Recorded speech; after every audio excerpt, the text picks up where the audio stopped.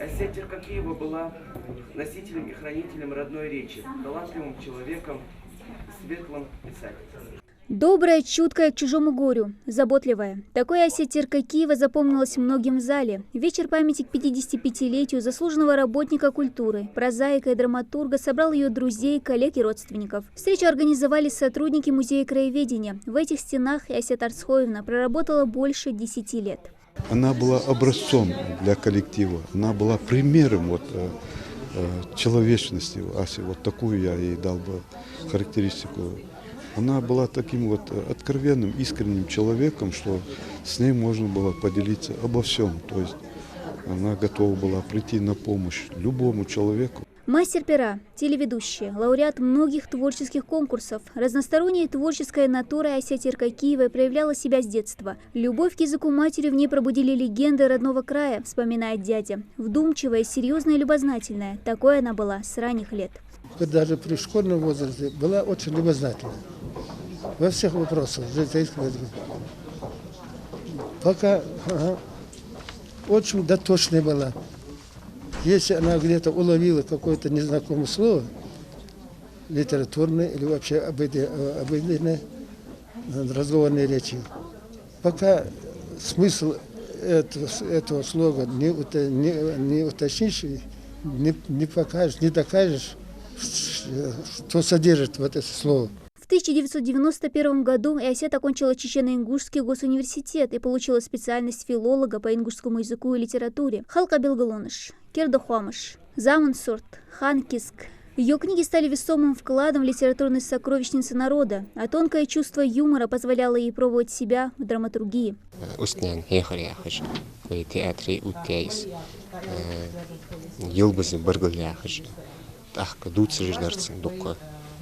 Филетоныш астачо сакердим ярцен.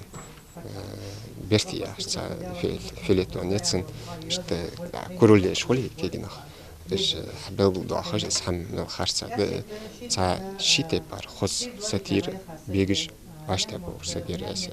Осетирка Киева говорила и учила красоте родного слова, работая учительницей ингушского языка и литературы. С 2012 года как телеведущая на национальном канале. Ее программы, раскрывающие богатство ингушского языка, обычаев, традиций, полюбились многим зрителям. Мы делали с ней много передач, радиопередач, телепередач. Человек глубокой, доброй души была Осет, ответственная в работе. Она боялась чем-то, каким-то словом обидеть кого-то, сказать не то, что кому-то не понравится.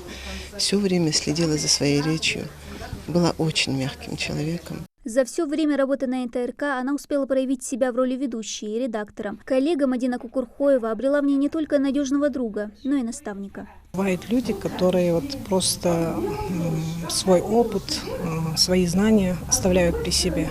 А Осет была не такой. Она делилась опытом. Она учила молодых работать, направляла нас.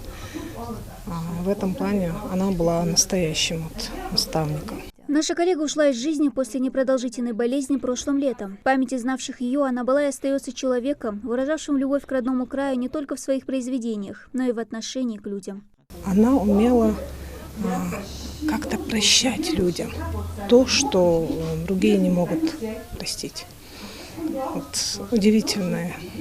В ней присутствовали, можно сказать, смело можно сказать, благородные черты, настоящие ингушки. Если мы будем говорить о достойных дочерях ингушского народа, то я считаю, что Осет одна из лучших, одна из них. Дал, как это было, дал, дятулюйлс, дал, военмаснена иман сабрлотсен сатух. Дана Плеева, Асхаб Белакиев, Новости 24.